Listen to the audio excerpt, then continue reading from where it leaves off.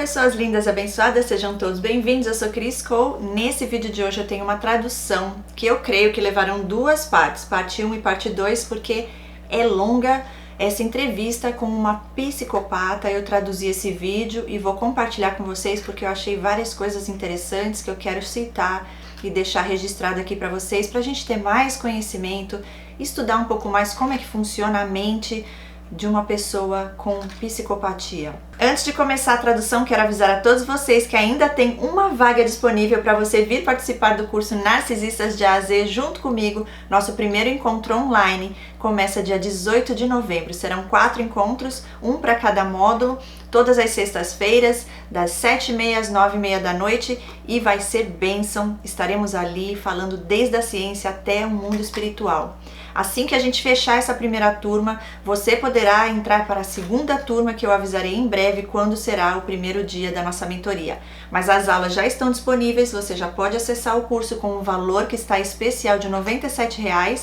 Não sei até quando vai ficar esse valor, mas por enquanto ainda continua R$ 97.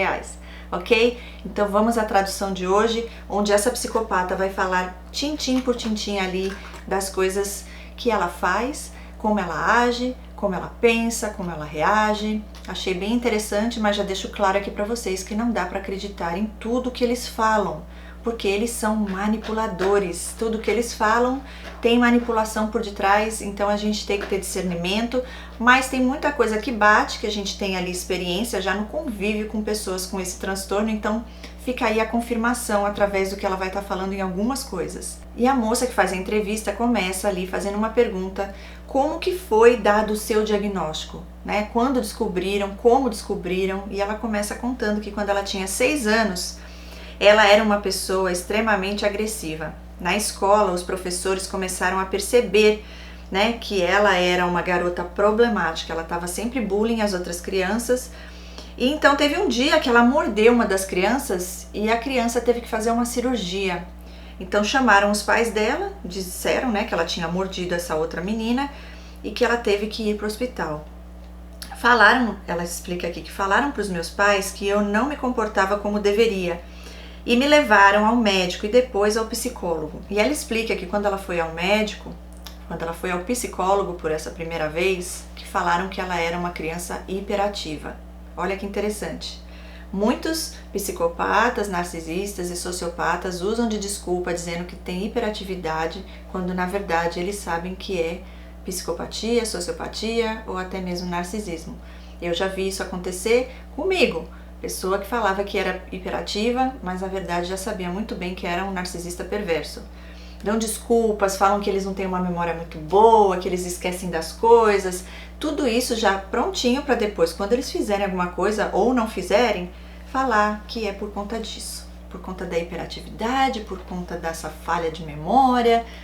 Sempre eles vão usar alguma desculpa para não assumir a responsabilidade do erro deles e para manipular as pessoas e continuar ali abusando. E aí ela continua falando que depois ela namorou um rapaz que percebeu coisas estranhas nela e propôs ela fazer um CAT scan, né, que é aquele exame no cérebro que dá para você ver. Ele também é médico, ela também é cirurgiã. Então ela disse que ele pagou o exame e ela disse que faria e foi constatado. Então a entrevistadora pergunta para ela: então você não se sente triste? Você não sente tristeza? Ela disse: não. Se você deixa o namorado ou se alguém morre, o que você sente? Aí ela: nada. Daí a entrevistadora pergunta logo em seguida: você já pensou em se matar? E ela disse: não, isso só acontece com pessoas deprimidas.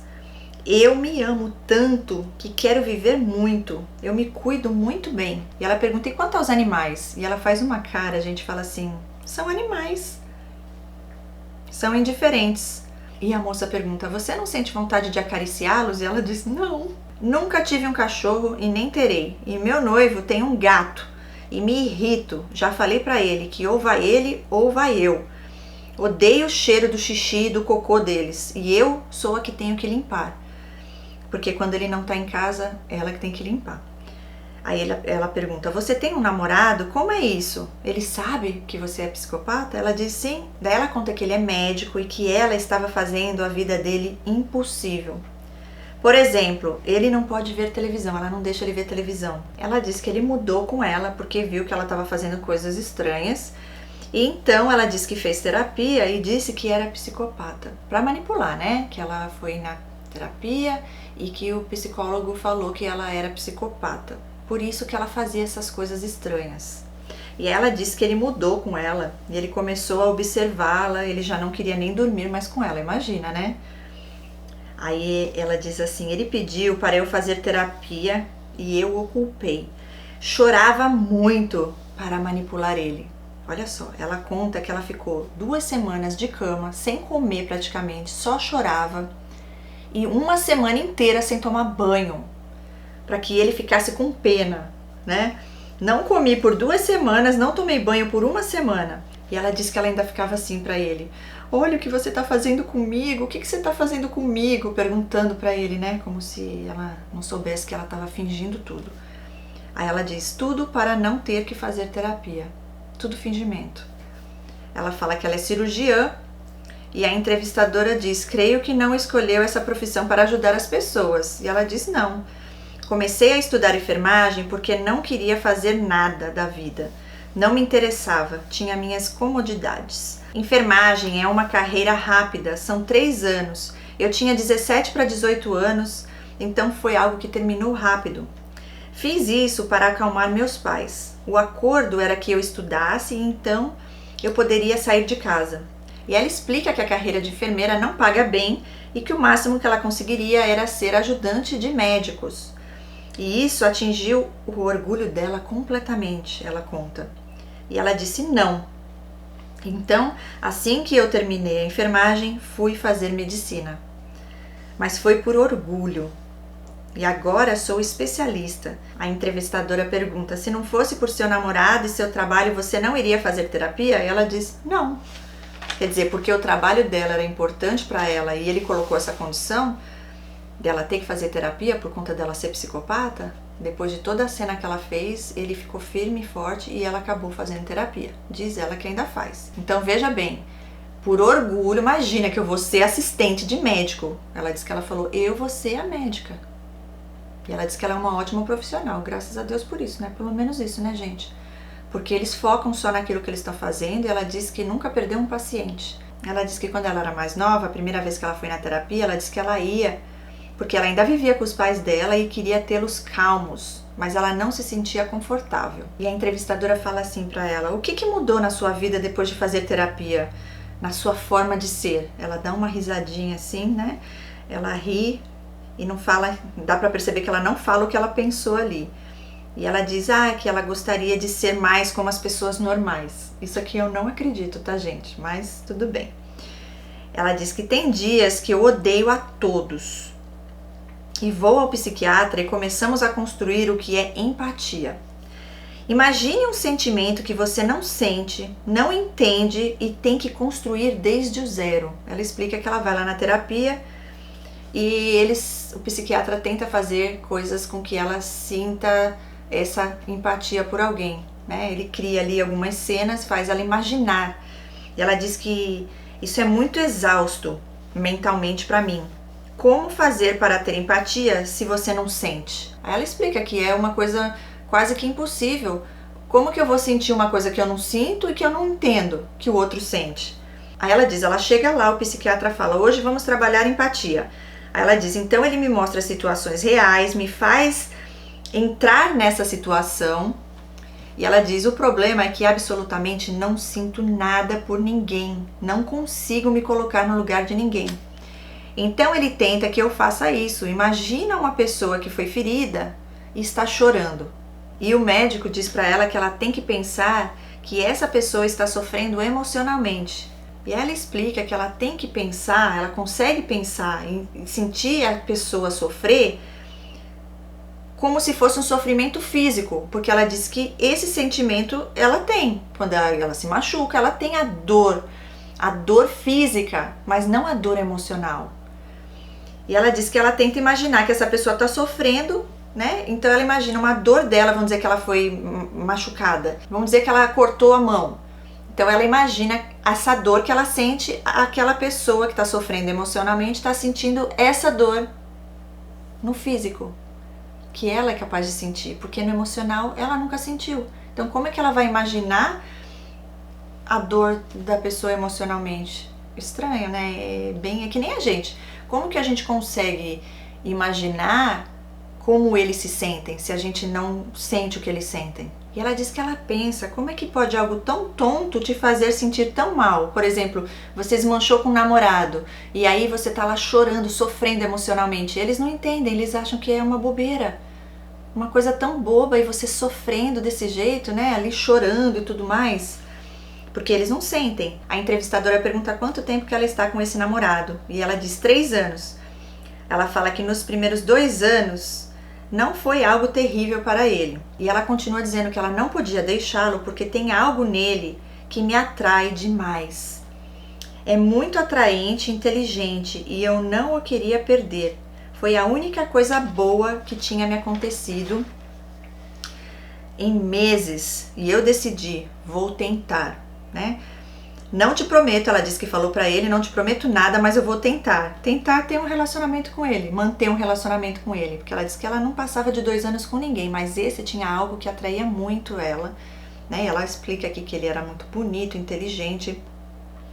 E ela diz que agora está mais complicado, né? Eu sei que posso perdê-lo a qualquer momento.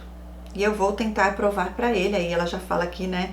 Em relação à manipulação, vai tentar provar pra ele que ela gosta dele e quer estar com ele. Manipular ali mais pra ver se ele continua mais tempo com ela. Mas pelo visto aqui, ó, ela já não tá mais conseguindo manter. E daí ela continua perguntando, você tem amigos? Ela diz, não. Como que você passa seu tempo, né, pra se divertir? Aí ela explica, porque quando eu saio com os meus amigos e converso com minhas amigas, isso me faz, né, me divertir. Aí ela ri com uma cara assim bem sádica, gente, e diz, ai, não sei se eu posso falar isso. Como é que ela faz para se divertir? Aí ela começa a falar, eu sou uma pessoa estranha. O problema é que me canso facilmente, tenho muito tédio. Com todas as situações, chega um ponto que eu fico entediada. Então eu busco coisas que me alegram. Agora na pandemia ficou mais difícil, fiquei com mais tédio, porque era da casa para o trabalho, do trabalho para casa. Aí ela conta que a diversão dela era quando ela ia nas festas que tinha dos médicos lá do hospital, porque ela diz que lá no hospital era a maior coisa, médico com enfermeira, enfermeira com médico, e a maioria deles eram casados. Então ela diz que ela chegava lá, começava a conversar com a esposa desses médicos e contava que eles estavam traindo elas com as enfermeiras. E ela conta isso rindo, gente. Ela diz, destruí alguns casamentos. Assim eu me divertia. Também gostava de ver filmes de terror. E aí a moça pergunta, e agora? Ela diz que agora ela não faz mais isso. Ah, gente, acredite quem quiser, né? Então o que você faz agora para ter essa alegria, né? Para você sair desse tédio? E aí ela pensa ali um pouquinho e fala, eu vejo muitos filmes de terror e faço mais coisas com meu namorado. Andamos de moto, gosto de esportes mais fortes. Faço boxing na academia e com essas coisas me entretenho. E tenho trabalhado muito. Às vezes só chego em casa, como e durmo de tão cansada que estou. Aí a moça pergunta, você crê que tem uma vida plena assim? E ela diz, creio que não. Sempre falta algo. Aí a entrevistadora fala, você gostaria de ser mais malvada? Ela diz, não. É um sentimento misto. Não sei como descrevê-lo. Às vezes queria ser um pouco mais simples, como algumas pessoas ao meu redor, que com tão pouco são tão felizes. Ou seja, uma felicidade genuína, que se sentem tão felizes e não têm nada. E eu penso, por que eu não posso sentir essas coisas? Por que eu não posso experimentar essa felicidade? Ela diz, eu tenho tédio, tem noites que eu não consigo dormir. É como se vivesse 2 pessoas dentro de mim. A pessoa que quer mudar, que quer experimentar essas coisas, talvez um dia conviver com minha família, e a outra que gosta de abusar e maltratar as pessoas e causar problemas. É uma luta interna constante. E a moça que está entrevistando diz assim, e qual parte você acredita que irá triunfar, a boa ou a má? E ela faz uma cara assim que, gente, dá pra ver, né, que é amar, né? Aí ela fala assim, meu psiquiatra disse que eu nunca irei mudar, jamais. E isso pra mim, gente, veja bem, por mais que os psiquiatras, a ciência diga que os psicopatas já nascem assim, Existe o livre-arbítrio, existem escolhas que nós fazemos e somos responsáveis por elas. Então, mesmo que a pessoa tenha nascido assim, existe a maneira, existe tratamento, só que eles não querem. Não querem, não existe consciência moral da parte deles. Então eles gostam de ser assim, eles têm prazer de ser assim. Imagine se ela não falasse que ela gostaria de ser como nós. Se alguém ia continuar ali ouvindo ela falar qualquer outra coisa. Não, eu gosto de seguir a Satanás e eu amo fazer isso com as pessoas. Não, ela dá aquela pontinha de esperança, que como se tivesse duas pessoas dentro dela, uma que quer, uma que não quer. É difícil de acreditar, eu confesso que não acredito não. Porque quando a gente quer, a gente vai atrás, né? E por mais que eles não tenham esse freio, né, que tem essa coisa, pra mim, psicopatas são o próprio coisa ruim aqui na Terra. Como que isso é possível? Eu falo sobre isso também no módulo 4 no meu curso Narcisistas de A a Z, porque realmente tem coisas que são mistérios de Deus que a gente ainda não tem as respostas, mas tem as hipóteses. Então, assim, é interessante ouvir aqui o que eles falam. No decorrer aqui dessa entrevista vocês vão ver onde que ela vai chegar, inclusive quando ela fala dos sociopatas e dos narcisistas também. Aí ela fala assim, ó: você não se preocupa que um dia você terá ninguém, né, que você vai acabar perdendo todos vão se afastar de você, que um dia você vai ficar sozinha?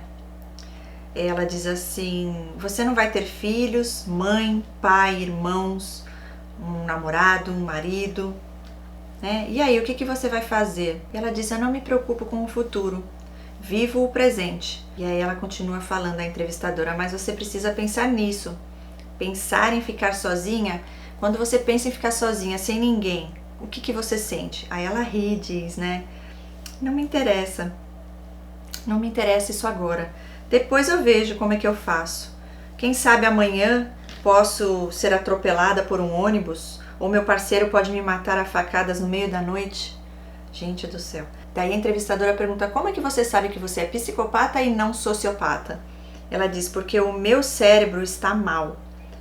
Já nasci assim, é como uma atrofia cerebral, algo se malformou na parte emocional e não consigo entender as emoções. Aí ela dá um exemplo dizendo que a tristeza para nós podemos sentir até 10, por exemplo. Ela diz que para ela é 0.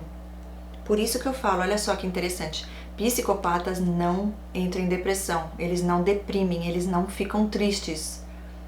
Sociopatas sim, e narcisistas muito mais. Muitos têm ansiedades, ataques de pânico também, porque eu creio que o psicopata, a psicopata, ele já vem coisa ruim mesmo. Como isso é feito, gente, só Deus sabe.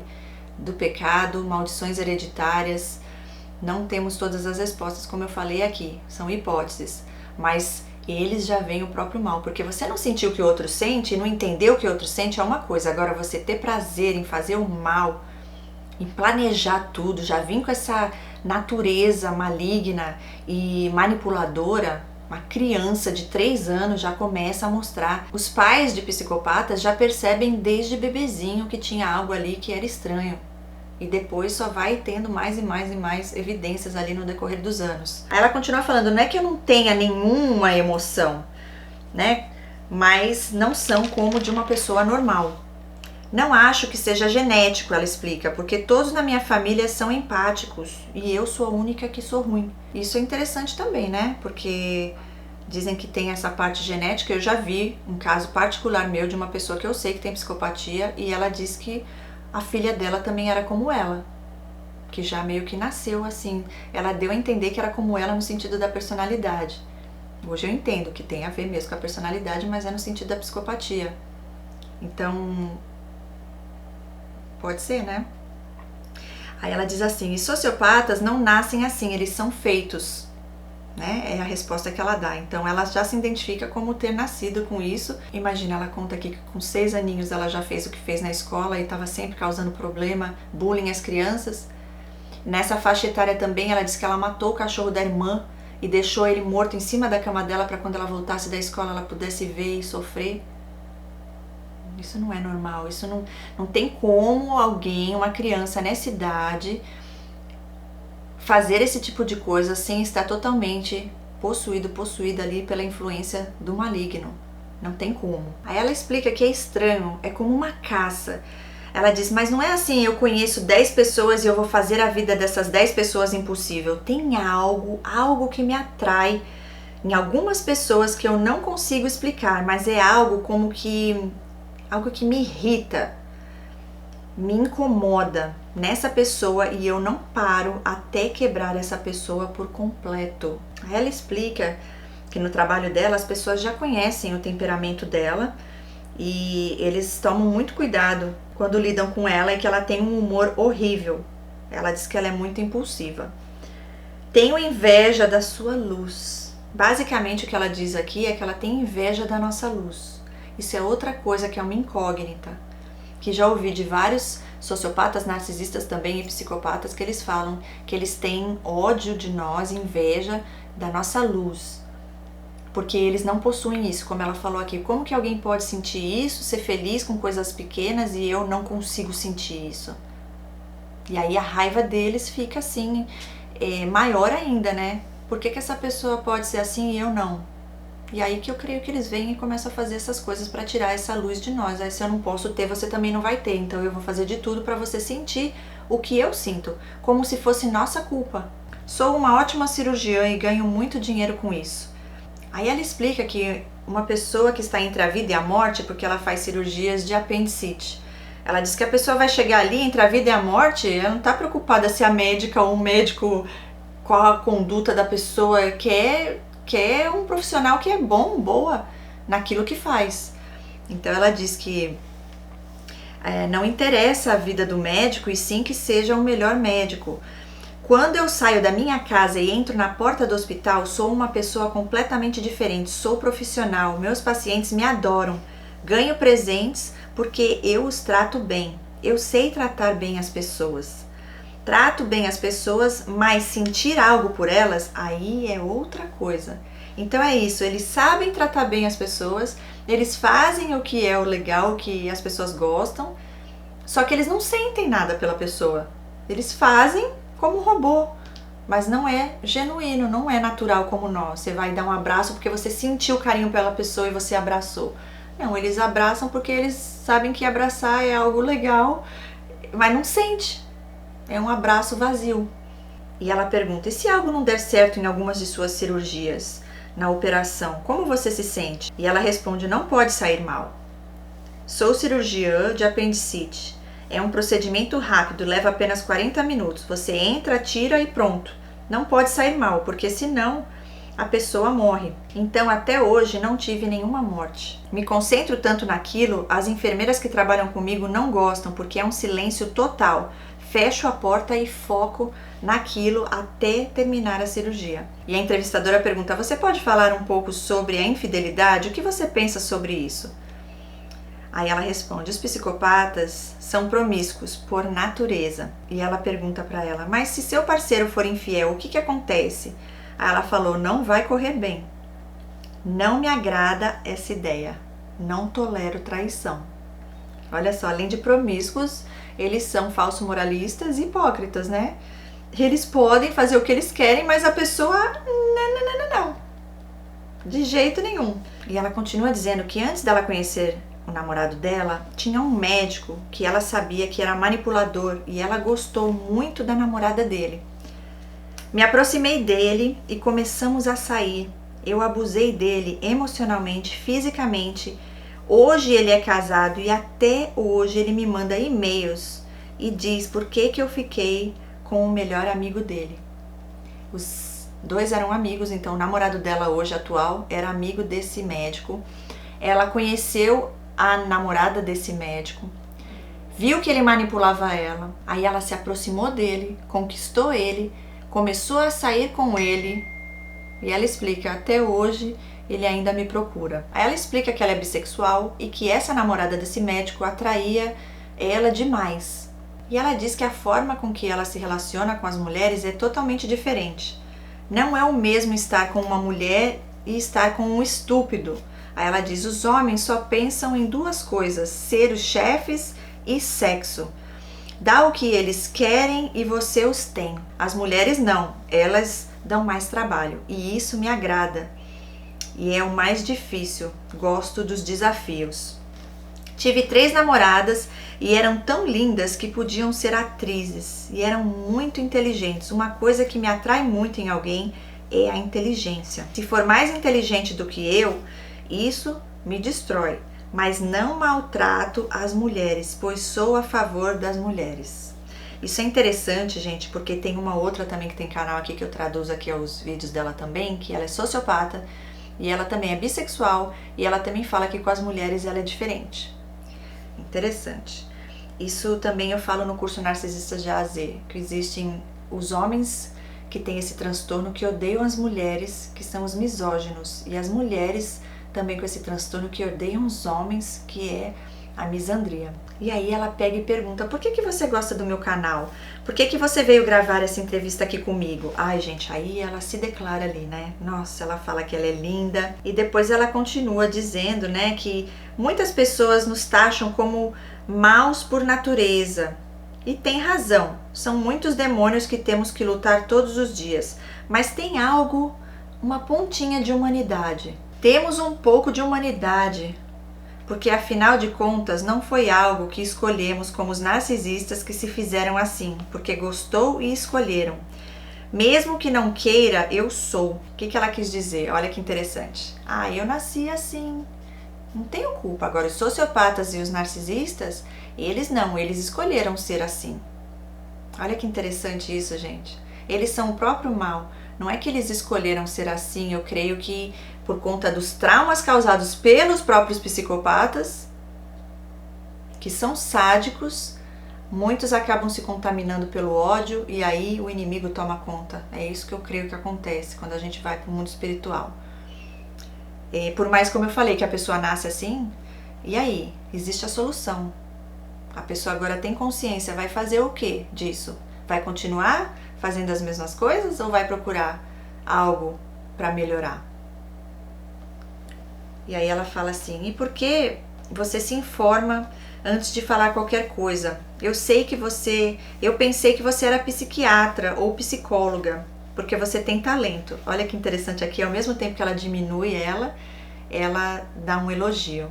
Eu percebi isso aqui nesse momento. E ela continua dizendo: nós nunca iremos mudar, nos faz feliz que a outra pessoa sofra, é como um jogo. Daí olha que interessante, ela diz que quando ela tem um parceiro, ela já começa a fazer o isolamento e ela começa a fazer isso como se ela estivesse abrindo os olhos daquela pessoa, né? Depois ela diz que ela leva a pessoa ao limite, ao ponto da pessoa explodir e gritar. E a pessoa vem e fala pra mim: me esquece! E ela diz que essa culpa que a pessoa sente é perfeita.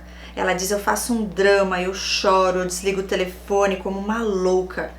E em todo esse tempo foi tudo para me divertir, nunca senti nada daquilo. E as pessoas não notam e realmente se sentem mal quando nós choramos e fingimos. E ela continua dizendo que isso funciona, continuamos fazendo isso porque funciona. Eu não me sinto orgulhosa disso, mas é como um jogo. Mas para essa pessoa, ela não está jogando, porque ela tem sentimentos. E isso eu aprendi na terapia, ela explica. Ela realmente está vivendo aquilo, porque a vida dela é real. Mas para mim é um jogo. A pessoa realmente acredita que é culpa dela e que ela está louca. Eles começam a duvidar deles mesmos, duvidam das suas próprias capacidades como homens e mulheres. E a entrevistadora pergunta: que conselho você daria para que uma pessoa possa identificar um psicopata ou uma psicopata? E ela dá uma risadinha e fala: ah, não vou te contar o segredo, né? Não vou contar meus segredos. E ela dá umas diquinhas aqui, ela fala assim: as pessoas idealizam demais e elas se iludem. Em uma relação, eu sou perfeita. Isso é algo que pode ser uma dica para você perceber que uma pessoa ela é uma psicopata, porque parece não ter defeitos. É como eu sempre digo, né, gente? Acima de qualquer suspeita. Assim parece. E ela continua dizendo: é uma pessoa encantadora. Aí ela diz: olha o passado dessa pessoa, olha a família, a história de vida, se é uma pessoa solitária. Ela fala assim: aprendemos a ler as pessoas e eu vou ser mais do que essa pessoa é. Eu vou estudar a pessoa e eu vou imitá-la. Aí ela diz que é uma coisa assim tão perfeita, né? E vai fazer com que você se sinta bem com você mesmo, muito bem. E ela diz: observe quando for algo muito perfeito e ao mesmo tempo começar a te incomodar. E ela diz: nós existimos e vamos seguir existindo. E ela diz que é muito importante você saber, se informar como eles funcionam, porque nunca vocês irão se recuperar por completo com tudo que causamos de mal em vocês psicologicamente. Está repreendido em nome de Jesus, porque Deus é maior e Ele nos protege, nos livra de todo o mal, Ele restitui tudo em nossas vidas. Grande é o nosso Deus que eles desconhecem. Então, gente, que caia por terra tudo isso aqui que ela falou, porque é uma grande mentira do inimigo. Aí ela diz assim, a entrevistadora: você vê todas as pessoas que você se relaciona como vítimas? E ela diz: sim. Aí ela pergunta: você planejou todos os seus relacionamentos ou foi algum deles foi um acaso? Ela: não. Foi tudo planejado, todos foram premeditados. Aí ela pergunta: você trata mal todos os seus parceiros? E ela diz: sim. Tive poucos que duraram, uns 5 mais ou menos. A maioria tinha dinheiro e status, principalmente no hospital. Eram pessoas, né, que ela poderia obter coisas e cargos. Então ela investia nessas pessoas porque ela sabia que lá na frente ela poderia ter algumas coisas, né, vindas de benefício para ela. Aí a moça pergunta: quanto tempo que demora essa parte boa, esse love bombing, essa fase, para você já começar a desprezá-los? Ela falou: depende, tem uns que em 1 mês já estão aos meus pés. E tem outros que demoram mais, que dão mais trabalho. Por volta de 4 meses foi o máximo. Aí ela diz assim: o máximo que eles demoraram para se envolver comigo. Vai depender de cada pessoa. E ela diz: então logo depois disso, que você conquista as pessoas, você já começa a fazer um inferno na vida deles? Sim, já começo a mostrar minha personalidade e a colher os benefícios pelos quais eu os escolhi. Já mostra para que foi lá, né? Para que veio. Se é dinheiro, então ela já começa a mostrar a cara dela e já começa a tirar tudo dessa pessoa, porque a pessoa agora já tá sob o controle dela, apaixonada, já se encantou, já tá na dependência emocional, no vício, o vínculo traumático. Eles sabem quando isso acontece e aí eles já vão pro segundo passo. Aí ela fala assim: meus benefícios, porque sou egoísta. Gosto dos empáticos, porque é mais fácil de manipular, porque se colocam em meu lugar, né? Lógico, as pessoas empáticas ficam ali tentando se colocar no lugar da pessoa. Quando eles fingem, choram, aí a pessoa acha que realmente a pessoa tá chorando de verdade. Por isso que eu falo, vem fazer o curso Narcisistas de A a Z, lá tem tudo, do A ao Z, tanto na parte psicológica quanto no espiritual, porque muitas vezes a gente acabava voltando, né? Porque por falta de conhecimento, por não saber de verdade como eles funcionam, como eles pensam, quais as intenções, em todos os sentidos. Eles são totalmente oposto de nós, mas fingem o tempo inteiro. Aí ela fala assim: o que o amor representa para você? Eu sei o que é porque eu li. Eu vejo que é quando alguém faz algo para você sem te conhecer e ainda sem esperar nada de volta. E aí ela pergunta: e você acha que um dia você pode ter isso? Sentir isso? Ela diz: não, nunca. Aí ela explica que a pessoa vai se apaixonar pela personagem que eu criei para ela, mas eu nunca irei me apaixonar por ela. Nunca vou sentir algo assim por alguém. Pelo menos até hoje isso nunca aconteceu. Uma relação para mim é estar com alguém que me atrai muito fisicamente e que vai me dar muitos benefícios, porque não fico com essa pessoa por muito tempo. 1 ano, 2 anos no máximo. E ela diz: isso para mim é algo natural, é algo normal, simples de acontecer, mas para a pessoa, ela vai passar por um processo.